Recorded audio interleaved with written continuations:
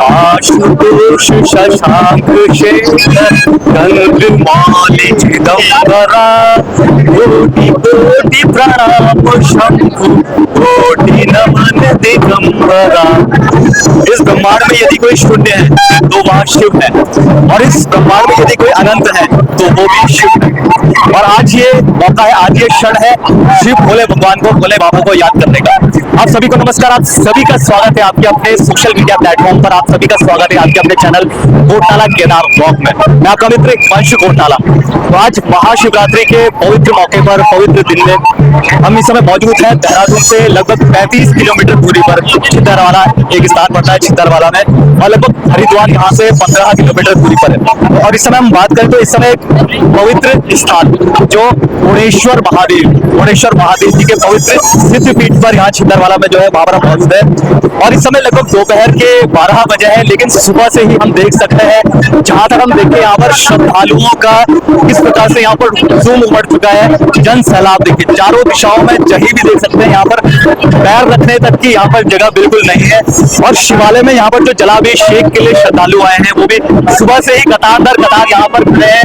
हम सभी देख सकते हैं किस प्रकार से जो पंक्तियां हैं ये लगभग डबल पंक्तियां हैं। और सुबह का जो पहला प्रहर होता है, यानी जो 4 बजे से यहाँ पर श्रद्धालुओं की जिस प्रकार से भारी यहाँ पर संख्या है श्रद्धालुओं को, वो हम देख सकते हैं। तो भी हम भी भोले बाबा जी का आशीर्वाद देंगे, और किस प्रकार से क्यों यहाँ पर ये जो छिंदरवाला में जो ओणेश्वर महादेव जी का जो सिद्ध पीठ है उसकी क्या विशेषता है, और किस प्रकार से ये सिद्ध पीठ है, और क्यों यहाँ पर भोले बाबा जी का असीम आशीर्वाद, उनकी यहाँ पर विशेष अर्चनाएं पूजा होती है, किस प्रकार से बहुत ज्यादा शोरगुल का यहाँ पर माहौल है। मंदिर में पूजा पाठ पूजा होती है। आप सामने देख रहे हैं ये ओणेश्वर महादेव मंदिर है, और इसके बगल में अंदर शिवालय है, वहाँ पर जल चढ़ाया जाता है। बहुत सुंदर ढंग से पाठ पूजा हो रही है, और हाँ पहाड़ से हर जगह से यहाँ पर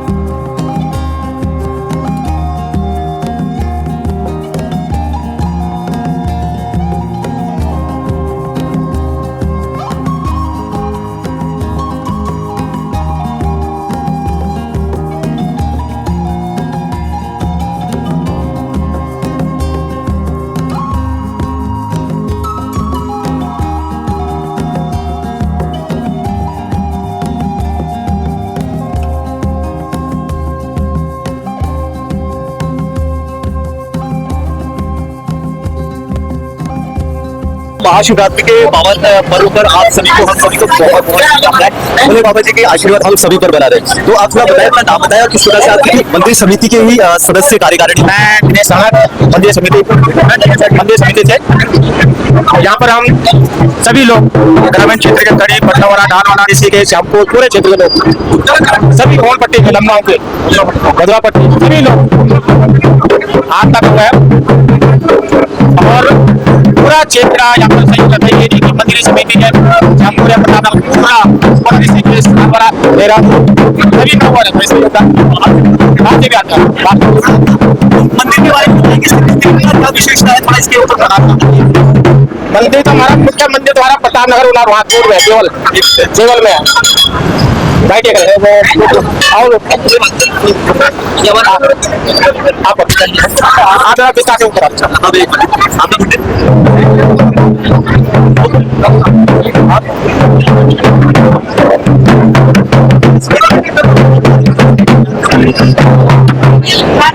तो हमारे साथ इस समय ओणेश्वर महादेव समिति के सचिव हैं श्रीमान गोकुल रमोला जी। तो आपसे बातचीत करेंगे। सबसे पहले तो हिसाब से महाशिवरात्रि का पावन पर्व बन रहा है, संसार भर में बन रहा है, हर जगह जयकारे गूंज रहे हैं भोले बाबा जी के। तो आप अपने माध्यम से, हमारे माध्यम से जो श्रद्धालु हैं उनके लिए क्या कहना चाहिए? और किस हिसाब से आपने व्यवस्था, आपने बहुत अच्छी व्यवस्था की है, यहाँ पर श्रद्धालुओं की संख्या बहुत ज्यादा है। आप इस पर प्रकाश डालिए और थोड़ा आप ये बताइए कि क्या मान्यता है इस मंदिर की और इस सिद्धपीठ की। पहले तो मेरी ओर से और मंदिर समिति, ओणेश्वर महादेव मंदिर समिति की ओर से सभी श्रद्धालुओं, आप लोगों को बहुत बहुत हार्दिक बधाई। तो आपको बहुत बहुत धन्यवाद जो आपने ओणेश्वर महादेव मंदिर प्रांगण में अपना एक जो आस्था होती है और आपने यहाँ पे दर्शन दिए, तो मैं इसका, हमारी मंदिर समिति आपका बहुत बहुत आभारी है। ओणेश्वर महादेव मंदिर की जब हमारे पूर्वज यहाँ पर आए थे, तो ये ओणेश्वर महादेव मंदिर का जो सिद्धपीठ है प्रतापनगर टिहरी जिले में देवल गाँव में, वहाँ पर इसका मेन सिद्धपीठ है।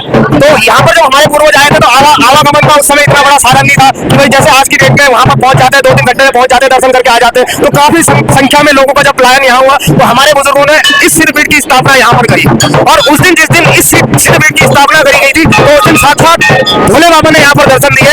एक जो चीजें हमने बचपन में देखी 1990 के टाइम में, बुजुर्गों ने यहाँ पे स्थापना करी। और यहाँ पर जो रहने वाले हैं, तुम्हारा ऋषिकेश हो गया, देहरादून हो गया, थानवाला हो गया, हरिपुर हो गया, हरिद्वार हो गया, बड़ी संख्या में लोग हैं। और पिछले लगातार हम 4-5 साल से हम यहाँ पर व्यवस्था मतलब निरंतर बढ़ाते रह रहे हैं। और निरंतर श्रद्धालुओं का यहाँ पे जो भी निरंतर बढ़ावा बढ़ता रहता है। श्रद्धा, अपार श्रद्धा लोगों की यहाँ पर है, मनोकामना पूर्ण हो रही है। भैरव जी महाराज है, सेम नागराज जी महाराज है, घड़ियाल देवता जी है, ओणेश्वर महादेव जी तो खुद स्थापित है यहाँ पर। और आप देख ही रहे होंगे कि बेला का स्वरूप क्या है, लोगों का श्रद्धा भाव देवता के प्रति क्या है। तो मैं सभी श्रद्धालुओं का मंदिर समिति की ओर से बहुत बहुत आभार प्रकट करना चाहूंगा। और नेक्स्ट टाइम में अगले वर्ष जब होगा तो शायद भगवान की कृपा रहेगी तो इससे भी और भी अच्छी व्यवस्थाएं हम श्रद्धालुओं को देंगे। आपने बहुत अच्छी तरह से बताया कि किस प्रकार से आपका आगे थोड़ा इसमें प्रकाश डालिए कि जो ओणेश्वर महादेव जी हैं, तो ओणेश्वर महादेव जी के मतलब इस इतिहास क्या रहा है, क्या कथा है कि किस प्रकार से ये कहते हैं कि 7 भाई थे, तो 7 छोटे बाकियों ने ये लिखा है कि बाल्यावस्था में जो उनका मृत्यु हो गई थी, उसके काफी सारी चमत्कारी हादसे देखने को मिले। थोड़ा इसमें प्रकाश डालिए कि क्या इतिहास रहा है ओणेश्वर महादेव जी का। टिहरी जिले में कोनाल गाँव है, कोनाल गाँव में ये 7 भाई थे, 7 भाई थे।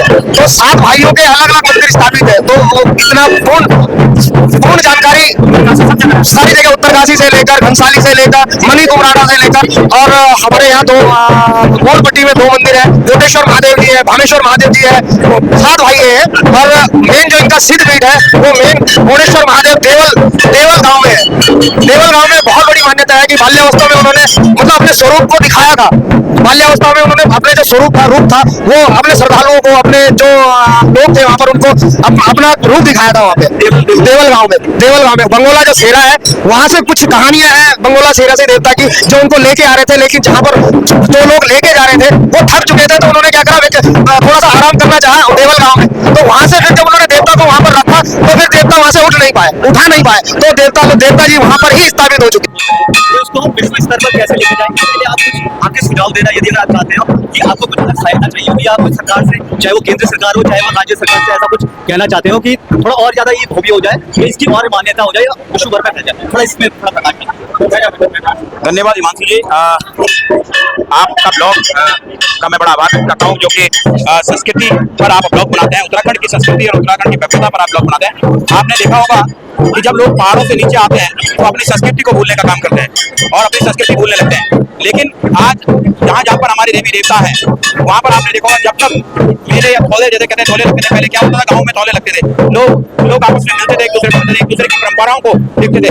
आपस में हमारी बेटी भाई के गई होती थी, उस समय अपने माँ बाप से मिलना आया करते थे। तो ये सारी परंपराएं आज ऋषिकेश में जागृत है। और मैं इस ओणेश्वर महादेव मंदिर समिति के समस्त कार्यकर्ताओं का बड़ा आभार व्यक्त करता हूँ, क्योंकि वो भव्य तरीके से शिवरात्रि का आयोजन करते हैं और साथ साथ में कई बार कई तरह के मेलों का भी आयोजन करते हैं। इससे पहले शिव पुराण महापुराण का उन्होंने यहाँ पे बहुत भव्य आयोजन किया था, 4 धाम यात्रा से पूरे महादेव को घुमाते हुए, दर्शन कराते हुए लेके आए। और मैं इस समिति का बहुत आभार व्यक्त करता हूँ, जिन्होंने उत्तराखंड की संस्कृति को, उत्तराखंड की पौराणिक तत्व को ऋषिकेश में भी जीवंत रखने का काम किया है। आज हमारे बच्चों को भी पता चला कि ढोल क्या होता है, दमाऊ क्या होता है और मसक क्या होता है। साथ साथ जो हमारे देवी देवता है, हमारे उनके पशुओं पर जो प्रकट होते हैं और अपना आशीर्वाद देते हैं, ये आज के बच्चों को नहीं पता। लेकिन आज जब बच्चे यहाँ मेले में आते हैं, फिर देखते हैं कि यहाँ देवी देवताओं पर देवी देवता जो प्रत्यक्ष रूप से अपने पशुओं पर नजर आते हैं, पशुओं पर आते हैं और आशीर्वाद देते हैं और भविष्य भी बताते हैं, भूत भी बताते हैं। ये अपने आप में चमत्कारिक है कि देवी और देवता एक मनुष्य पर आते हैं और मनुष्य समय देवता का रूप ले लेते हैं और वो अपने भक्तों को आशीर्वाद देते हैं, तिलक लगाकर आशीर्वाद देते हैं, उनके उनके भविष्य की शुभकामनाओं को आशीर्वाद देते हैं। ऐसा यहाँ पर आपने देखने को मिला और ये पौराणिक मेला है और धीरे धीरे करके भव्य होता जा रहा है। सरकार को इस पर ध्यान देना चाहिए कि जो हमारी पौराणिकता है, जो हमारी भव्यता है, जिससे उत्तराखंड की पहचान है, उत्तराखंड की संस्कृति की पहचान है, उन मेलों को, उन मंदिरों को विकसित करना चाहिए। उन मंदिरों पर सरकार के द्वारा कुछ ना कुछ अनुदान योगदान करना चाहिए और उसको अपने कैलेंडर में भी लाना चाहिए। जो उत्तराखंड का कैलेंडर है, उस कैलेंडर में भी फोटो के माध्यम से भगवान ओणेश्वर महादेव के पौराणिक मंदिर का भी जो वहाँ गाँव में है, जो यहाँ पर भी है, और इस मेले का भी वर्णन होना चाहिए ताकि ये पता चल सके कि जो पहाड़ में प्रतापनगर में जो हमारा मंदिर है, उस मंदिर की एक छवि यहाँ पर भी है। यहाँ पर भी ओणेश्वर महादेव विराजमान है ताकि लोग यहाँ पर आए और दूर दूर से जो हमारे क्षेत्र के लोग, टिहरी क्षेत्र के लोग और पौड़ी क्षेत्र के लोग, तमाम उत्तराखंड के लोग अलग अलग जगहों पर हैं, वो यहाँ पर आकर दर्शन करें और अपना भोलेनाथ का आशीर्वाद प्राप्त करें। तो मैं आपका बड़ा आभार व्यक्त करता हूँ। सरकार से कहूंगा कि हमारी पौराणिकता को, उत्तराखंडियत को बचाने के लिए, उत्तराखंड की संस्कृति को आगे बढ़ाने के लिए ऐसी जगहों पर सरकार ध्यान दे और सरकार ऐसी जगहों को, ऐसे मेलाओं को, ऐसे मंदिरों को अनुदान देकर हमारी संस्कृति को आगे बढ़ाए। धन्यवाद। इस प्रकार से नरेंद्र रमोला जी ने अपनी बात रखी कि सबसे पहले तो ये कि जो प्रदेश सरकार है और साथ साथ में जो भी इस प्रकार के विभाग देखते हैं, जो मंदिर मठ होते हैं, क्योंकि क्या है कि देखिए मंदिर हमारी आस्था, हमारी संस्कृति से जुड़े हुए हैं, तो हमें ऐसे बहुत से काम होते हैं जो मंदिरों को अच्छी तरीके से भव्य बना सकते हैं। इसके ऊपर इस हिसाब से ऐसी सुविधा प्रदान करते हैं हम ताकि श्रद्धालुओं को किसी भी प्रकार की अव्यवस्था का सामना ना करना पड़े। और साथ साथ में जो विशेष, जो अति महत्वपूर्ण बात, तो जो अति महत्वपूर्ण बात रमोला जी ने बताई, जो मुख्य सचिव थे यहाँ के, कि जो आप्रवासी उत्तराखंडी है, जो उत्तराखंड से बाहर है, देश विदेश में है, इस विशेषकर बात करें तो जो भारत देश में अलग अलग स्थानों पर हैं, वो भी जरूर एक ना एक बार यहाँ पर आए और अपनी संस्कृति से जुड़े उत्तराखंड में आए। क्योंकि जिस प्रकार से हमने देखा कि कोरोना काल में क्या हुआ, कोरोना काल में हर कोई बाहर से आके अपनी संस्कृति से जुड़ा हुआ महसूस किया, बहुत अच्छा लगा। थोड़ी सी तकनीकी खामियां थी, थोड़ी टेक्निकल इशू के कारण जो बाद में इतना अच्छा उन्होंने जो रमोला जी ने बताया, वही मैं आपको उसका विश्लेषण कर दूं, उसके बारे में बताऊं। तो थोड़ी टेक्निकल खामियों के कारण, इशू के कारण उनकी वॉइस थोड़ी क्लियर नहीं आ पाई। तो उन्होंने, रमोला सर ने इस प्रकार से विशेष अति महत्वपूर्ण बात ये रखी कि जो गैर उत्तराखंडी है, जो भारत देश में अलग अलग कोने में है, लेकिन बहुत कम ही बार होता है कि अपनी संस्कृति से जुड़ते हैं, उत्तराखंड में आते हैं, वो विशेषकर प्रतिवर्ष लगभग इस प्रकार के जो आयोजन होते हैं, जो समारोह होते हैं, उसमें तो जरूर आए, अपनी भागीदारी वहां पर दें, क्योंकि इसमें संस्कृति से जुड़ने का उनको मौका मिलेगा। संस्कृति से जुड़ेंगे, साथ साथ में जो उनकी आने वाली पीढ़ियां होंगी, वो भी अपनी संस्कृति को ध्यान में रखकर वो भी वहां पर जुड़ेगी।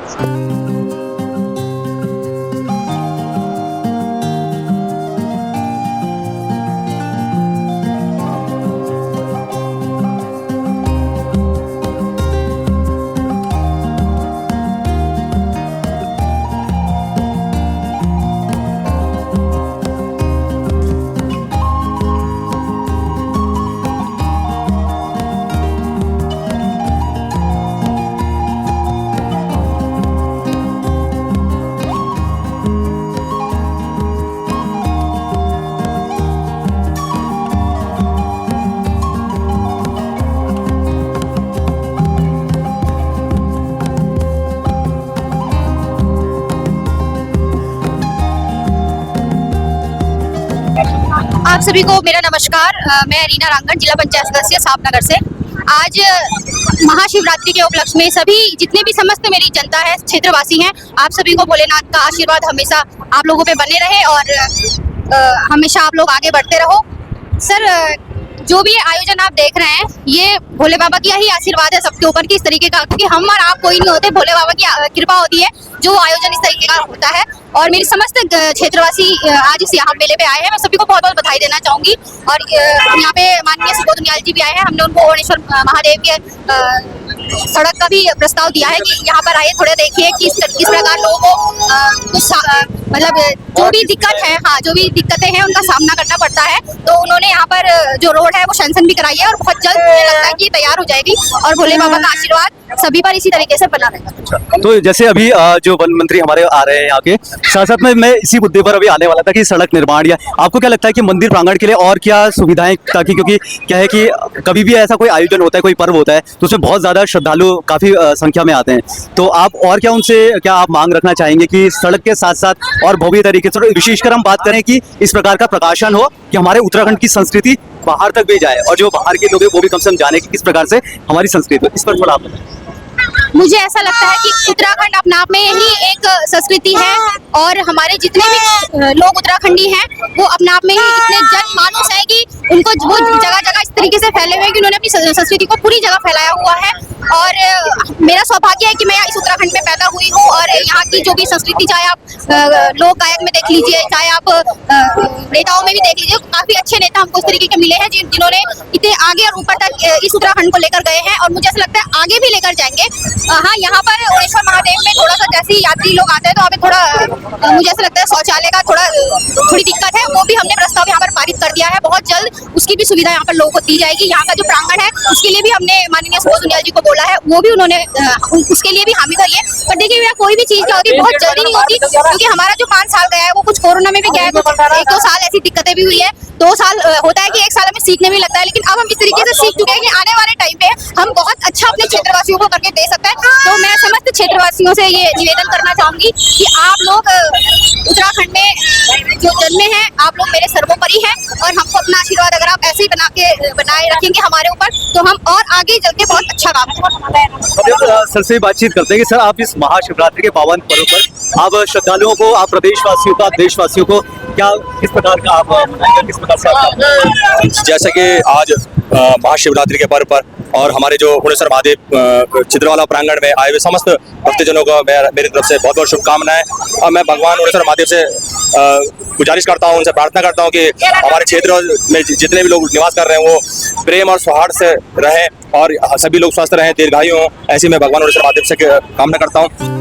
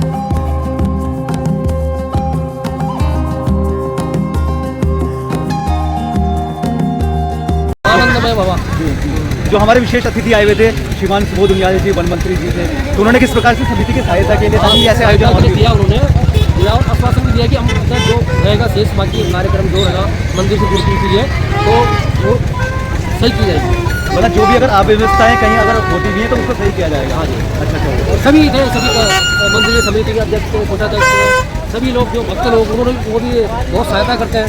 कोई दुकान में कोई दिक्कत में कोई पड़ा में बहुत बड़ा यहाँ पर कोई दिक्कत नहीं है यहाँ पर काफी क्योंकि इस तरह के आयोजन और भी होते रहेंगे, हर प्रतिवर्ष होते हैं, आगे ताकि सुचारू किस प्रकार से चला जाए। धन्यवाद। तो इस प्रकार से देखिए जो कार्यकारिणी उन्होंने बात की है कि जो ऐसे आयोजन, क्योंकि प्रतिवर्ष इस प्रकार का आयोजन होता है और कोई भी यदि अगर कोई भी समिति हो तो उसको सुचारू ताकि वो व्यवस्थित ढंग से चल पाए, उसके लिए काफ़ी सारा जो सपोर्ट की आवश्यकता होती है। तो वही जो उत्तराखंड वन मंत्री श्रीमान सुबोध उनियाल जी ने आश्वासन भी दिया क्योंकि जो समिति का मंत्रिमंडल कार्यकारिणी थी उन्होंने अपने पूरे अपनी जो समस्याएं हैं, जो अव्यवस्थाएं होती हैं, वो मंत्री जी के सामने रखी, उनके समक्ष थी और उसी में मंत्री जी ने अमल करते हुए काफ़ी सारा आश्वासन दिया है कि किस प्रकार से ऐसे आयोजन सुचारू रूप से चलते रहे, प्रतिवर्ष चलते रहे, उसमें कोई समस्या का सामना ना करना पड़े कार्यकारिणी को, समिति को। तो इस प्रकार से हमने देखा जो विशेष हमारे मेहमान थे श्रीमान सुबोध उनियाल जी, उन्होंने आकर अपना यहाँ पर जलाभिषेक भी किया। भोले बाबा प्रधान है सभी लोग। हाँ जी। और जो यहाँ के जिला पंचायत सदस्य श्रीमती रीना रांगण जी, उन्होंने भी बहुत अच्छा, देखिए मैम की मुझे ये बात बहुत अच्छी लगी, मैम के साथ साथ जो कार्यकारिणी सचिव, मुख्य सचिव जो ओणेश्वर महादेव जी के, उन्होंने भी यही कहा कि हमें अपनी संस्कृति को यदि अगर बचाना है, जीवंत रखना है, तो जो आप्रवासी उत्तराखंडी हैं जो भारत के कोने कोने में रहते हैं, उनसे निवेदन किया कि आप प्रतिवर्ष 1-2 बार जो इस प्रकार के आयोजन होते हैं, समारोह होते हैं, उनमें यदि अगर आपकी यदि अगर सौभाग्यता उसमें रहती है तो उससे इस प्रकार की हमारी संस्कृति बची रहेगी, हमारी पीढ़ी के लिए एक बहुत बड़ा संदेश होने वाला है। तो यदि अगर आप भारत के बाहर से कहीं से भी ये वीडियो देख रहे हैं और आप आप्रवासी उत्तराखंड हैं, तो आपसे निवेदन है, हाथ जोड़कर निवेदन है कि इस प्रकार के कार्यक्रम में आप उत्तराखंड ज़रूर आएँ। प्रतिवर्ष 1-2 बार तो आप आ ही सकते हैं, जैसे हम घूमने भी इधर जाते हैं, तो अपनी संस्कृति को बचाना है, उसको अगर जीवित रखना है तो इस प्रकार के कार्यक्रम में सहभागिता दें। यही कहना था जो हमारे वन मंत्री हैं श्रीमान सुबोध उनियाल जी, उनका भी यही कहना था। साथ में जिला पंचायत अध्यक्ष जो यहाँ के हैं उनका भी, श्रीमती रीना रांगण जी का, उनका भी, और जो समिति के सभी का कहना ये था, सभी का निवेदन था। तो thank you so much for watching Kotala Kedar blog. आपका मित्र हिमांशु कोटाला। हर हर महादेव।